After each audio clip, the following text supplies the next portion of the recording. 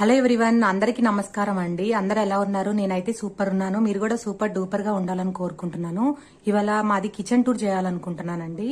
So ఆ kitchen tour లో నేను ఎలా ఆర్గనైజ్ చేసుకుంటాను, ఎంత క్లీన్ గా ఎప్పుడు మా కిచెన్ పెట్టుకుంటాను, టిప్స్ తో పాటు చెప్తానండి. సో చూసేయండి. ఇది ఫస్ట్ మా కిచెన్ ఏరియా అండి, క్యాబినెట్ ఏరియా. ఇవాళ వీడియో కోసమే కాదండి, ఎప్పుడు మా కిచెన్ ఇంతే ఉంటుంది. బట్ నేను స్పెషల్ గా యాడ్ చేసింది ఈ ప్లాంట్స్ అండి కిచెన్ లో.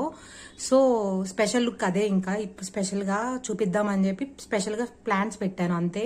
ఇంకా మిగతా అంతా రొటీన్ అండి, ఎప్పుడు మా కిచెన్ ఇంతే ఉంటుంది.